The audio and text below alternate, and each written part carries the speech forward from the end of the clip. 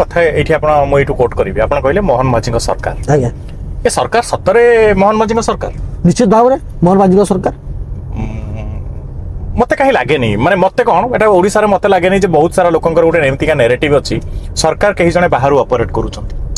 ଦେଖନ୍ତୁ କହୁଛନ୍ତି ଯେ ବିଜେପି ଦଳର ଗ୍ରୁପିଜିମ୍ ଅଛି ଏବେ ଯୋଉ ମିନିଷ୍ଟର୍ସ ଅଛନ୍ତି 6-7 ଜଣ ଯୋଉ ବି ଅଛନ୍ତି ସମସ୍ତଙ୍କର ଅଲଗା ଅଲଗା ନେରେଟିଭ ସମସ୍ତେ ଅଲଗା ଅଲଗା ନେତାଙ୍କୁ ରିପ୍ରେଜେଣ୍ଟ କରୁଛନ୍ତି ଏମିତି କିଛି ଅଛି ଦେଖନ୍ତୁ ଆଜ୍ଞା ଏଇ ସବୁ ବିଜେଡି ଲୋକଙ୍କର ମିଛ ପ୍ରହେଳିକା ଆଜ୍ଞା ମିଛ କଥାବାର୍ତ୍ତା ହୁଁ ହୁଁ ଯେତେବେଳେ ସେମାନେ ଗୁମାସ୍ତାଙ୍କ ପାଖରେ ଥିଲେ ଗୁମାସ୍ତାଙ୍କର ଟେଣ୍ଟ ବାନ୍ଧୁଥିଲେ ଗୁମାସ୍ତାଙ୍କର ଚୌକି ଠିକ କରୁଥିଲେ ଯେତେବେଳେ ଷ୍ଟେଜ ଚଢି ପାରୁନଥିଲେ ସେତେବେଳେ ସେମାନେ ଦେଖିଲେ ଯେ ଏଇ ସରକାରରେ ସମସ୍ତେ ମିଶି କାମ କରୁଛନ୍ତି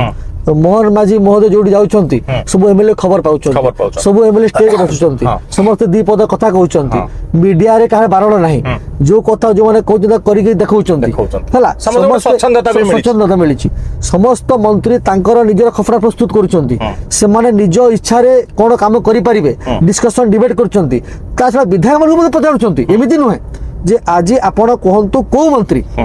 ମାନେ ମୁଖ୍ୟମନ୍ତ୍ରୀଙ୍କ ଠାରୁ ଆରମ୍ଭ କରିକି ସମସ୍ତ ମନ୍ତ୍ରୀ ଆଉ ପଚାରୁଛନ୍ତି ଯେ ଭାଇ ଆପଣଙ୍କ ଅଞ୍ଚଳରେ କଣ ସବୁ କାମ ହବ କୋଉ ଜାଗାରେ କାମ ହବ ତାଙ୍କୁ ଦେଖିଲେ ଲାଗୁଛି ଭାଇ ଏମିତି ହୁଏ କି 25 ବର୍ଷରେ ସେମାନେ ଆମେ ଅପରାଧୀନ ଥିଲୁ ଏମିତି ହୁଏ କି ସେମାନେ